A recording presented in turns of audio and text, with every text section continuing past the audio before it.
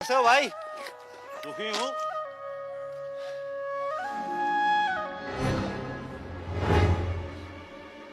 दुखी हूँ।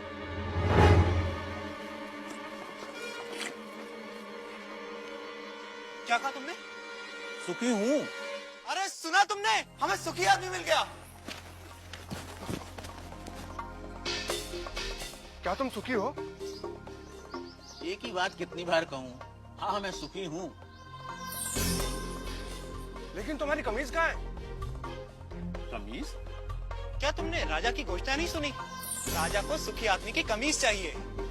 पर मेरे पास तो कमीज नहीं है। क्या तुम्हारे पास कमीज भी नहीं है? फिर तुम सुखी कैसे हुए? मेरा सुख कमीज में नहीं है, मैं ही सुख हूँ। अन्नदाता, वह कह रहा था कि उसका सुख कमीज में नहीं है, वह ही सुख है, वह सुखी है, लेकिन उसके पास कमीज नहीं है। बलभद्र,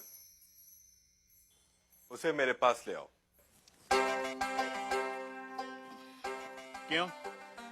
क्या राजा को मेरी और मेरी बैलगाड़ी की सेवा चाहिए? पर उसके पास तो हाथी, घोड़े, रथ। भूरा, राजा को तुम्हारी बैलगाड़ी या तुम्हारी सेवा नहीं चाहिए। राजा तो तुमसे मिलना चाहते हैं। पर मैं राजा से मिलकर क्या करूंगा? शायद वे तुम्हें पुरस्कार देना चाहते हो। पर मैं राजा से पुरस्कार लेकर क्या करूंगा? शायद पुरस्कार के धन से तुम और सुख पा सको, कमीज खरीद सको। दाता, मैं कमीज के बिना भी सुखी हूँ। पर मैंने सुना है कि धन से वस्तुएं मिलती हैं। क्या धन से सुख मिलता है? और जो सुख से भरा हुआ है उसमें और सुख कहां से समाएगा? अगर राजा मुझसे मिलना चाहते हैं तो वो यहाँ आ सकते हैं, मैं उनसे मिल लूंगा। गाड़ीवान ने आने से मना कर दिया अन्नदाता। अन्नदाता को उससे मिलना हो तो हुकुम को ही जाना होगा।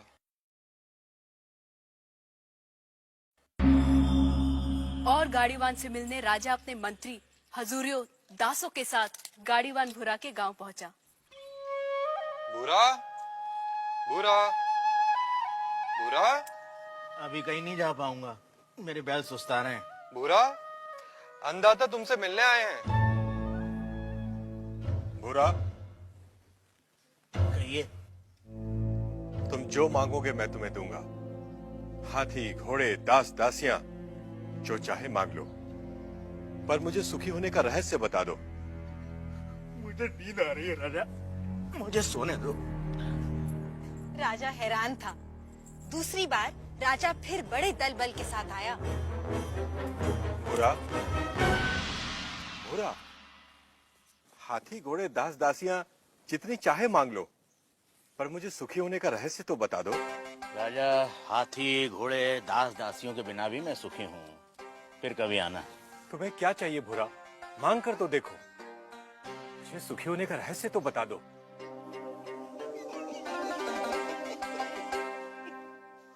जो स्वयं सुख की खान है उसे लालच देने का काम मूर्ख ही कर सकता है।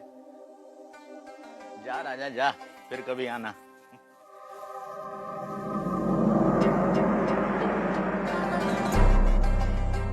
और राजा चला गया।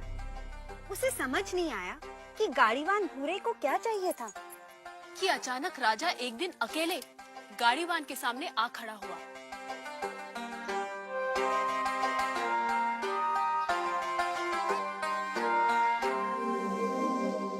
हुकुम। तू फिर आ गया? जब तक आप सुखी होने का रहस्य न बता देंगे, मैं तंग करता रहूंगा।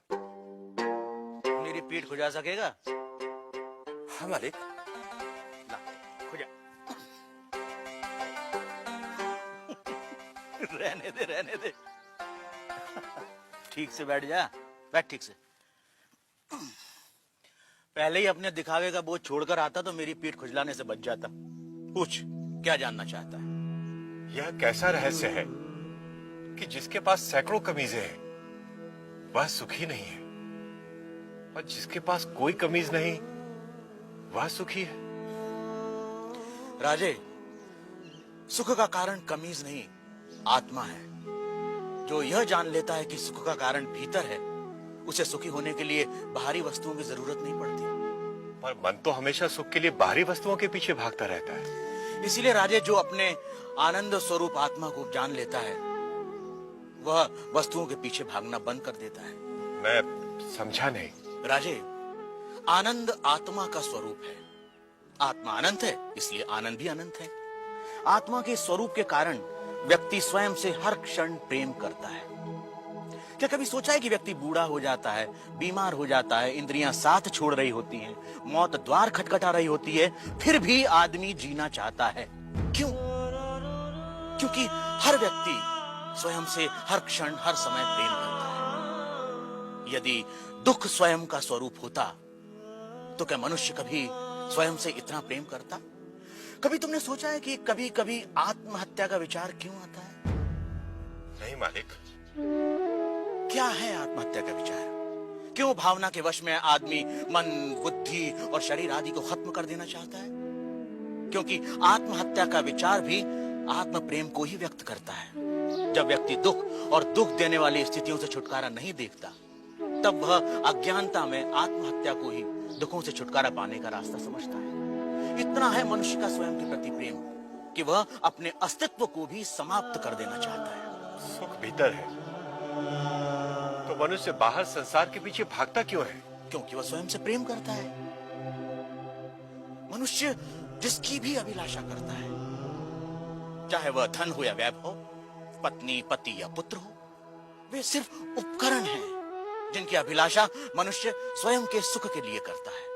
मनुष्य अपनी प्रियतम वस्तु या संबंधी को भी छोड़ देता है यदि वह वस्तु या वे संबंध दुख का कारण हो जाए। इसलिए मनुष्य सबसे अधिक स्वयं से प्रेम करता है। कोई भी व्यक्ति, चाहे वह संसार को पाने या संसार को छोड़ने की राह पर ही क्यों न चल रहा हो, वह स्वयं के लिए ही है। स्वयं के लिए इतना प्रेम कि या तो सारा संसार या संसार नहीं। स्वयं के प्रति इतना प्रेम ही आत्मा के सुख स्वरूप का प्रमाण है। यदि ऐसा नहीं होता तो मनुष्य दुखों से प्रेम करता। क्योंकि अज्ञानतावश हम अपने आनंद स्वरूप को नहीं जानते, इसलिए इस आशा में संसार और वस्तुओं के पीछे भागते रहते हैं कि वह हमें छोटे छोटे सुख देगी।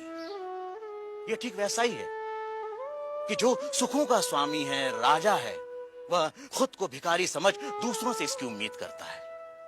यही है अज्ञान की शक्ति। इसलिए राजे, संबंधों का और वस्तुओं का सुख स्थायी नहीं होता, परंतु आत्मा का आनंद असीम होता है। वो कैसे स्थायी है? राजे, जब भी हम किसी प्रिय व्यक्ति या प्रिय वस्तु को देखते हैं तो उससे आनंद होता है। इस आनंद को शास्त्र प्रिय कहते हैं। और जब हम उस वस्तु को पा लेते हैं या उस व्यक्ति से मिल लेते हैं, तब वह आनंद कई गुना बढ़ जाता है। उसे मोद कहते हैं। और जब हम उस वस्तु का उपभोग करते हैं, तब उससे प्राप्त होने वाले आनंद को प्रमोद कहते हैं। परंतु जैसे ही हम उस व्यक्ति या उस वस्तु से अलग हो जाते हैं, वह आनंद भी समाप्त हो जाता है। इसलिए राजे, वस्तुओं का आनंद, व्यक्तियों का आनंद स्थायी नहीं होता, परंतु आत्मा का आनंद स्थायी और अनंत होता है। बुरा व राजा में आनंद पर लंबी चर्चा हुई, जिसे वेदांत में आनंद मीमांसा कहते हैं।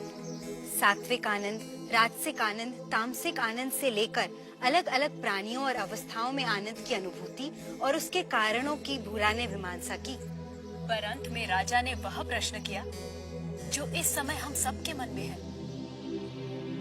आर्य, यदि मैं ही आत्मा और आत्मा का आनंद स्थान, समय, जन्म, शरीर, मन, बुद्धि और बाहर की किसी भी वस्तु से स्वतंत्र होता है, तो मैं अनंत, असीमित और पूर्ण आनंद का अनुभव क्यों नहीं कर पाता? राजे, यदि तुम अपनी आंखें बंद करोगे तो अंधेरा ही दिखाई देगा। जब तक तुम शरीर, मन, बुद्धि, संसार, वस्तुएं, रस, भाव और विचारों की ओर ही देखोगे, तब तक तुम उस अनंत, असीमित और पूर्ण का अनुभव नहीं कर सकोगे। इसमें गलती आत्मा की नहीं, हमारे दृष्टिकोण की है। इसलिए राजा, यदि सुख चाहते हो तो बाहर नहीं, भीतर देखो। तो सूत्रधार, क्या इसका ये अर्थ हुआ कि सुख की कामना ही आत्मा के आनंद स्वरूप का कारण है? तुमने ठीक समझा नटी। इसीलिए पूरा जीवन हम सुख की तलाश में रहते हैं। आप जो होते हैं पूरा जीवन उसी की ही खोज करते हैं। हम आनंद है, इसीलिए हम अनंत सुख की अभिलाषा रखते हैं। इस सत्य को ना जानना ही दुख का कारण है।